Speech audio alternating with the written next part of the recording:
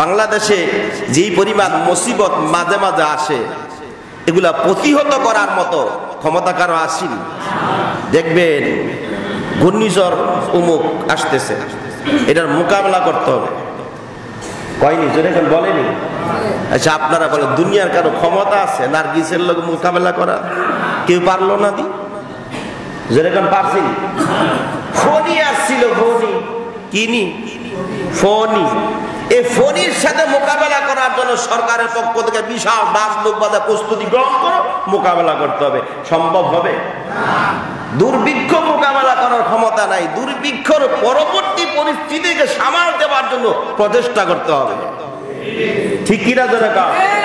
আল্লাহর ক্ষমতার উপরে প্রতিহত করার মতো, আল্লাহর বিরুদ্ধে যুদ্ধ ঘোষণা করার মতো, আল্লাহ হুকুমের বিরুদ্ধে, আল্লাহর ক্ষমতার বিরুদ্ধে মোকাবেলার ক্ষমতা করা কারণ শত চেষ্টা করলে হবে না, যেরকম হবে নি।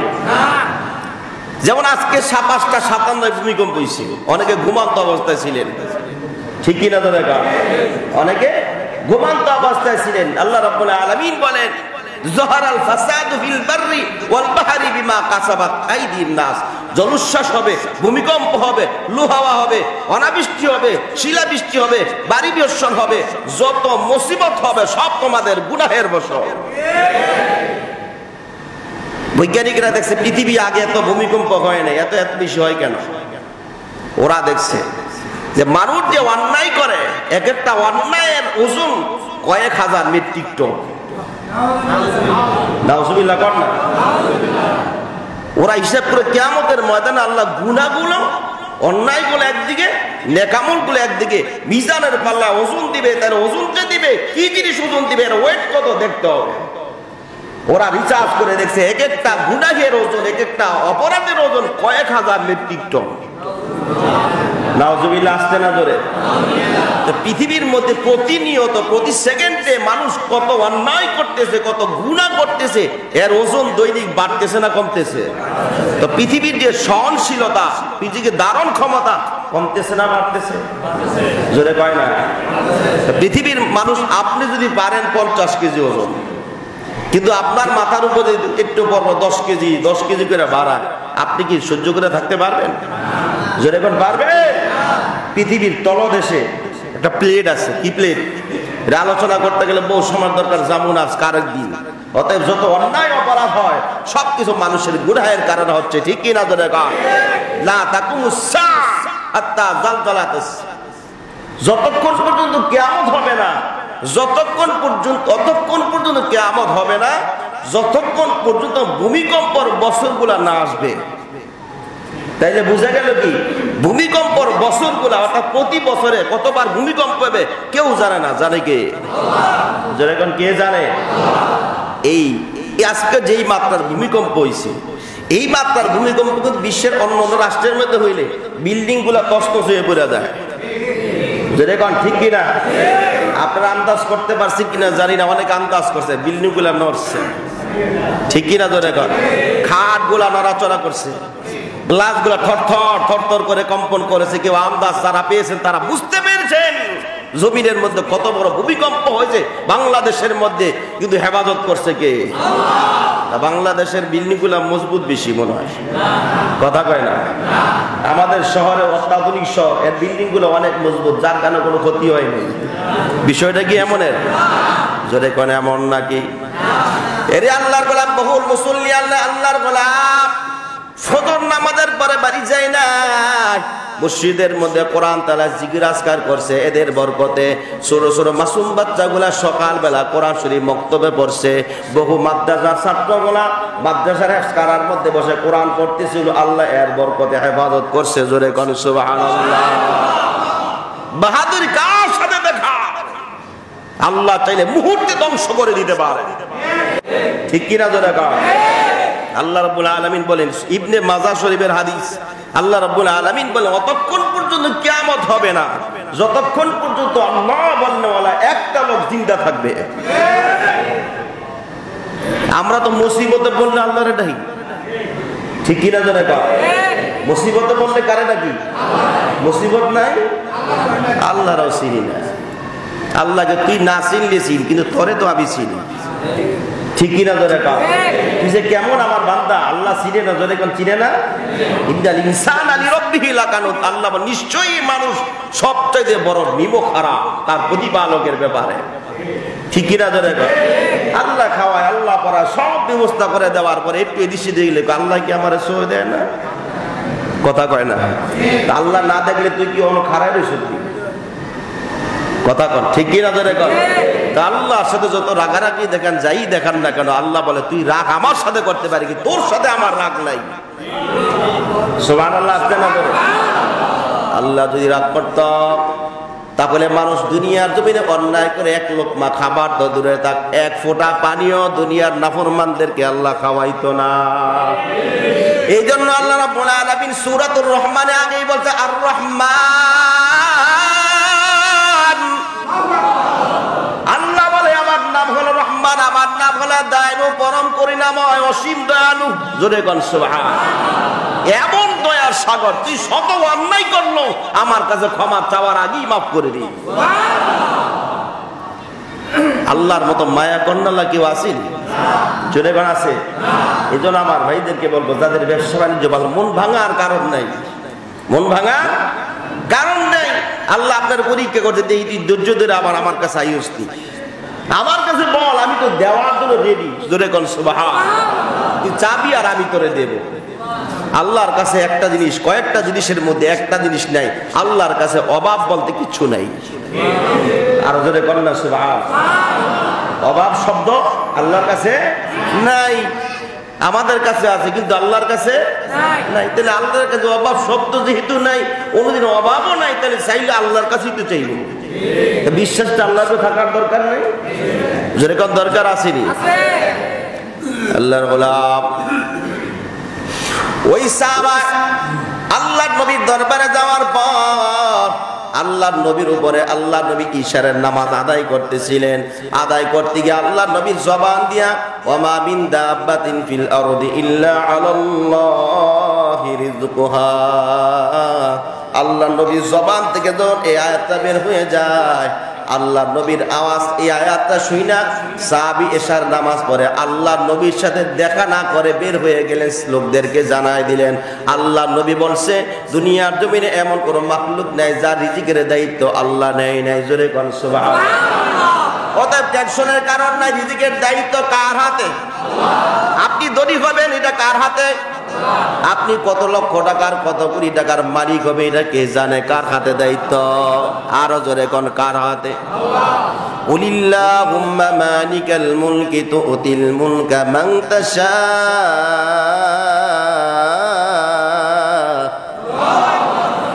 ওয়া তানজিউল মুলকা মিম্মা তাশা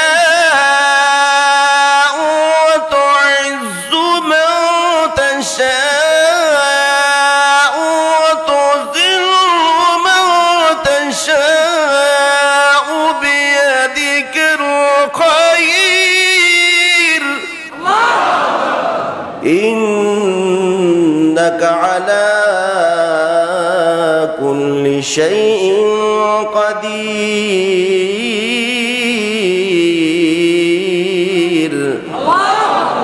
কদরে কুদরত দারি বর কামাল আনতা রব্বি আনতা হাসবি যুল জালাল তুহি কাদের জলিলুল্লাহ জাহাদার বহর গালে তুহি মেরা নগাহদার ক্ষমতা কার হাতে আর জোরে বলুন কার হাতে ওই সাহাবীকে জানাই দিলেন আল্লাহ নবী বলেন সব রিজিকের দায়িত্ব আল্লাহর হাতে পেরেশানের কারণ নাই সকাল হওয়ার পর ওই বংশের সব এলাকার মানুষ তাকায় দেখতে পাইল কয়েকটা ওটের মধ্যে উট দেখা যায় এত সুন্দর মানুষ দেখা যায় মানুষের মাথার মধ্যে হাতের মধ্যে মাথার মধ্যে বিরাট বড় রুটির খামচা দেখা যায় সুবহানাল্লাহ গরম রুটি বিরাট বড় পাতিলের মধ্যে মাথা ফিরাইতেছে সুবহানাল্লাহ আরেকটার মধ্যে বিশাল বড় গোস্তের বোনা দেখা যায় সুবহানাল্লাহ কইবেন না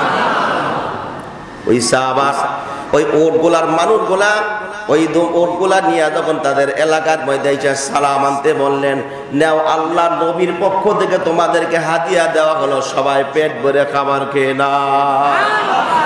বংশের ওই এলাকার যত মানুষ ছিল সব মানুষ পেট ভরে গেছে, কারো খাওয়ার নেই তো, খাবার পাইকে কারো হুশ আছে নি, কথা কন হুশ আছে, টাঙ্কি রিজার্ভ করে বলাইছে একদম লোড। আর যে এক লুকমা খাবার খাবে সুযোগ আর নাই। যারা যারা রাখার রাখছে, রাখার পরে দেখবে আগে যেরকম ছিল এখন এরকমই রয়েছে। সবাই মিলে পরামর্শ করলো, নবী যেহেতু আমাদেরকে হাদিয়া পাঠাইলো, তাইলে বাকি যেহেতু রয়েছে রসুলের কাছে ফেরত পাঠাই দাও। সুবহানাল্লাহ। দরবারে গিয়ে নিয়ে পৌঁছায় দিলেন, আল্লাহ নবীরে জানাই দিলেন, পয়গম্বর আপনি যে আমাদের কাছে হাদিয়া পাঠাইছেন, আমরা বংশের সব এলাকার সব মানুষ পেট ভর্তি করে খাওয়ার পর আমাদের খাবার রাখার পর ওই খাবারটা বেশি হয়েছে, আপনার কাছে হাদিয়া পাঠাইলাম। জোরে কোন সুবহানাল্লাহ। আল্লাহ নবী বললেন, আমি তো কোনো হাদিয়া পাঠাই নাই, কারণ কি হয়েছে, ঘটনা কি? ওই সাহাবী বললেন, ইয়া রাসূলুল্লাহ, গতকালকে ইশার নামাজ আদায় করলাম আপনার পিছনে, আমার এলাকার মানুষগুলো আমাকে প্রতিনিধি এসে বাসাইছে আপনার কাছে আমাদের বংশের এলাকার মানুষের দুর্ভিক্ষের কথা জানার জন্য। যখন আমি ইশার নামাজ পড়তেছিলাম, আপনি তো আপনি নামাজের মধ্যে যে আয়াত করছেন, ওমা মিন দাব্বাতিন ফিল আরদি ইল্লা আলাল্লাহি রিজকুহা, আল্লাহ বলে পৃথিবীর মধ্যে এমন কোন বিচরণশীল প্রাণী নাই যার রিজিকের দায়িত্ব আমি আল্লাহ নেই নাই। জোরে কোন সুবহানাল্লাহ। এরে আল্লাহর গোলাম, এই আয়াত শোনার পরে আমি আল্লাহর প্রতি বিশ্বাস করে বাড়ি চলে গেলাম, সবার সংবাদ আল্লাহর পক্ষ থেকে জানাই দিছি। সুবহানাল্লাহ। সবাই আল্লাহর প্রতি বিশ্বাস করছে। আল্লাহ নবী জবাব দিলেন, এটা দুনিয়ার মানুষের কোনো খাবার না, দুনিয়ার রাজা বাদশার কোনো দরবার থেকে খাবার পাঠায় নাই, আল্লাহ সরাসরি জান্নাত থেকে রুটি আর গোশতের বোনা তোমাদের জন্য পাঠাইছে। ওয়া তাওয়াক্কাল আলাল্লাহ,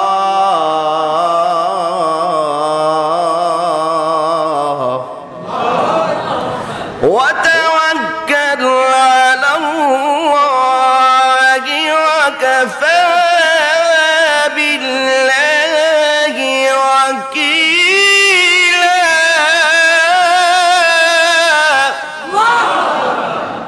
وتوكل على الله وكفى بالله وكيلا।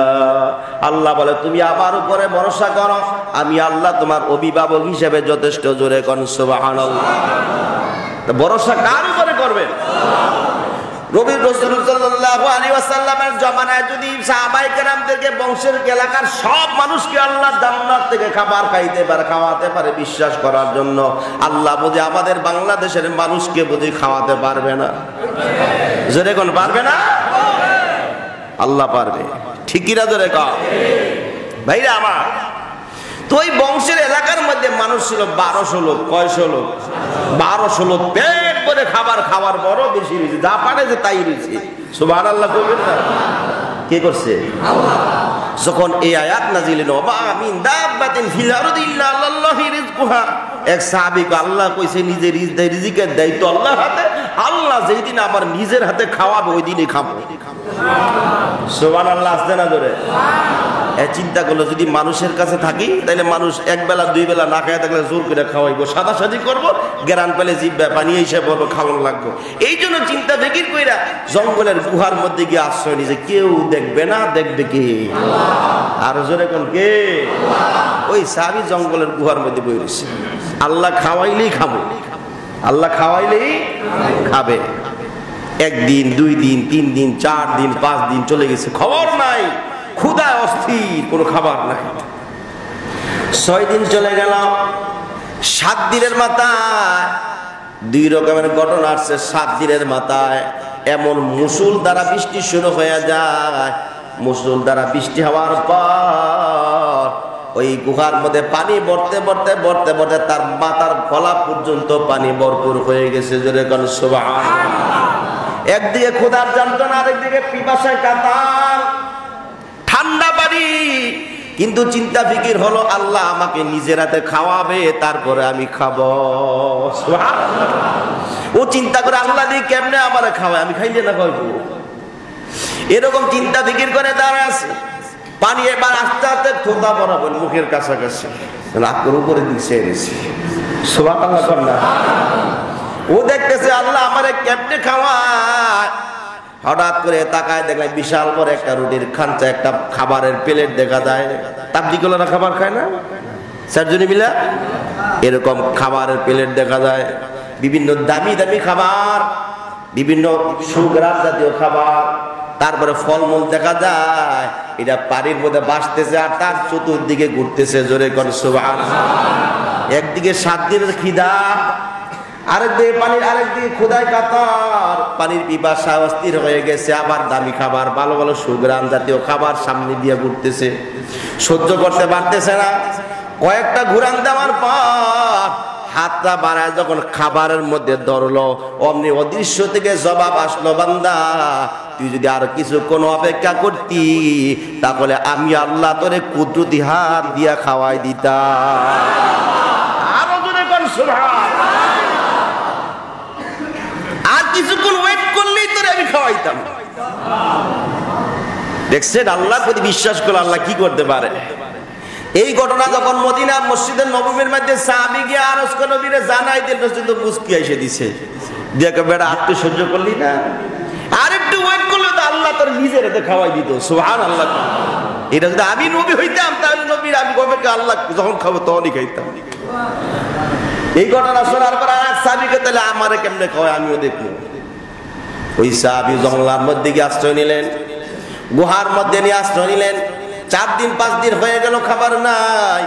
এমন ঠান্ডা লাগা শুরু হয়েছে, বৃষ্টি হইল। একদল ব্যবসায়ী কাফেলা রওনা করছে ব্যবসার জন্য সিরিয়া যাবে।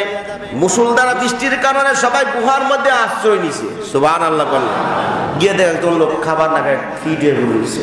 খাবার না থাকলে পেট, খাবার না থাকলে পেটটা তো উপর দিয়া ভালো, ঠিক কিনা জোরে কোন? রোজাদারা রাখছে, অনেক সময় দেখছি মসজিদে পেটটা লাগে উপরে শুয়ে দিচ্ছে, আছে না নাই? জোরে করে আছে না নাই? তারপরও বান্দায় রোজা ভাঙে নাই, আল্লাহর প্রতি বিশ্বাস করে। জোরে করে সুবহানাল্লাহ। ভাইরা আমার, ওই সাহাবী যখন অজ্ঞেউসে পড়ে আছে, লোকেরা চিন্তা করলো তার শরীর ঠান্ডা হয়ে গেছে, বরফ জমে, একটু তারা গরম দিয়ে সেক দেও। তো লোকেরা আগুন জ্বালে তারা গরম দিয়ে সেক দেওয়ার পরে এখন তাকায়। এখন লোকেরা কথা জিজ্ঞাসা করে কোনো জবাব নাই। লোকেরা মনে কয়দিন না খাওয়া অবস্থায় শরীর দুর্বল হয়ে গেছে, তার খাওয়ার ব্যবস্থা করো। খাবারটা আমার সামনে যখন আল্লাহর গোলামে খায় না, ওর তো চিন্তা আল্লাহ খাওয়াইলে খাওয়াইবে। সুবহানাল্লাহ কন্যা। এখন একজন লোক দলীয় নেতা চিন্তা করে এর তো দুর্বল হয়ে গেছে, ও যে হাত করে খাইবে, ও চাপা লেগে গেছে, খুলতে পারে না, ছুরিল। একজন ছুরির বাদ দিয়ে দাঁতের কাছে গিয়ে যখন দরজা ও মুচকি এসে দিছে। সুবহানাল্লাহ কন্যা। লোকেরা কমিয়ে ঠাট্টা করেননি, এত বললেন আপনার ঠান্ডার গরম থেকে সেক দিলাম, আপনার খাবার সামনে রিকোয়েস্ট করলাম, খান নাই, ব্যাপার কি? আর এখন ছুরি দাঁতের কাছে নেওয়ার মুচকি এসে দিতেন। উনি কমিয়ে আমার চিন্তা বিকির ছিল, আল্লাহ বলছে আল্লাহ রিজিকের দায়িত্ব আল্লাহর হাতে, আল্লাহ খাওয়াইলে খামো, কিন্তু আল্লাহ যে খাওয়াই মনে তোমাদের হাত দিয়ে আমরা খাওয়াইব। আরো জোরে কন্যা সুবহানাল্লাহ। অতএব ভরসা করবেন কার উপর? তাওয়াক্কুল করবেন কার উপর? এর আল্লাহর গোলাম। আজকে আপনার ব্যবসায় অসুবিধা হয়েছে, ব্যবসায় 10 হয়ে গেল, লোকসান, আগাম ধৈর্য ধরে করতে পারো, আল্লাহর প্রতি বিশ্বাস করতে পারো, আল্লাহর উপর তাওয়াক্কুল করে আবার প্রস্তুতি নাও। আল্লাহ ওখান থেকে আবার তোমাকে এমন ভাবে দাঁড় করায় দিবে, পিছনের যত লোকসান 1000 গুণে পরিপূর্ণ হয়ে যাবে। জোরে কোন সুবহানাল্লাহ। হাসবুনাল্লাহ